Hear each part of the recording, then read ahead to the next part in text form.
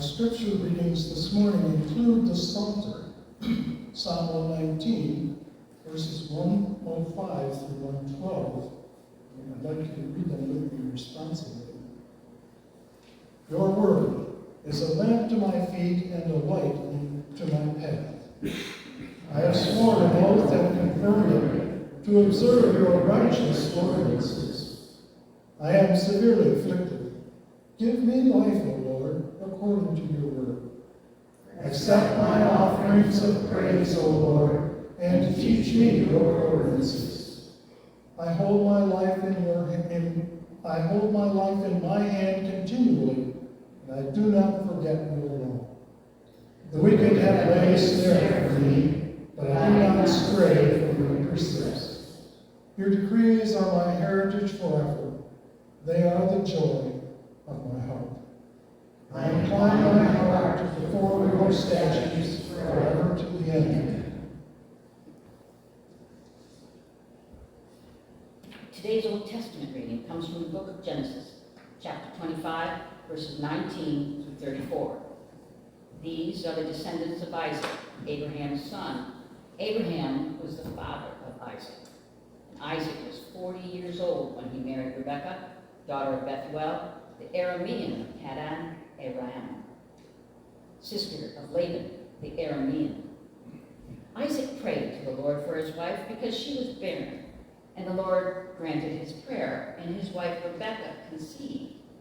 The children struggled together within her, and she said, "If it is to be this way, why do I live?"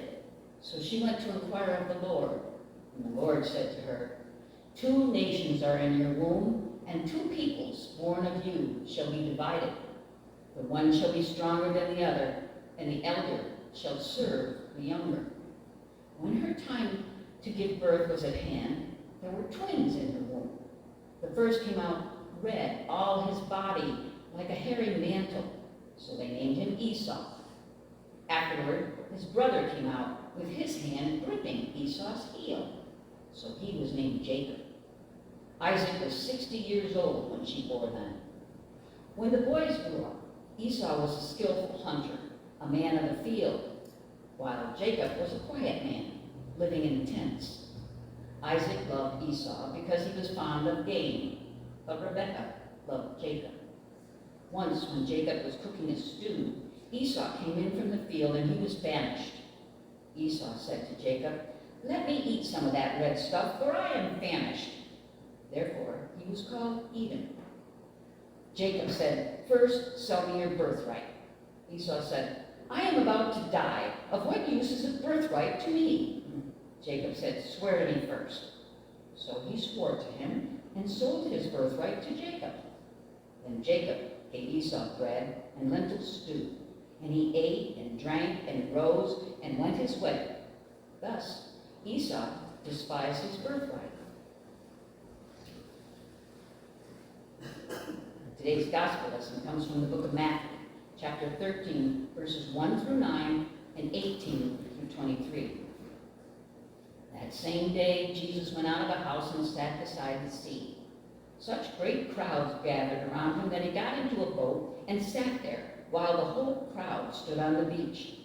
And he told them many things in parables, saying, "Listen, a sower went out to sow. And as he sowed, some seeds fell on a path, and the birds came and ate them up.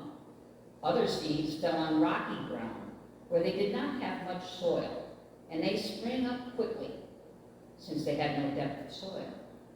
But when the sun rose, they were scorched, and since they had no root, they withered away.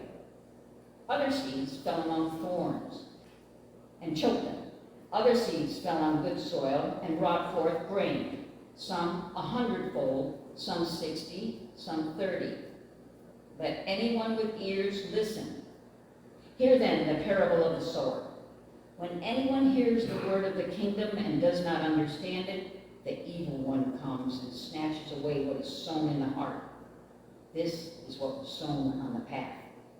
As for what was sown on rocky ground, this is the one who hears the word and immediately receives it with joy.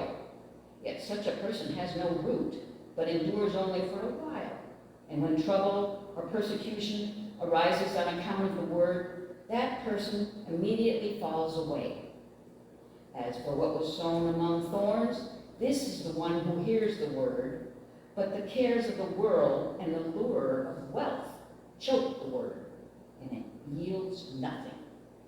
But as for what was sown on good soil, this is the one who hears the word and understands it, who indeed bears fruit and yields, in one case 100-fold, and another 60, and in another 30. This is the word of God, for the people of God. Thanks be to God.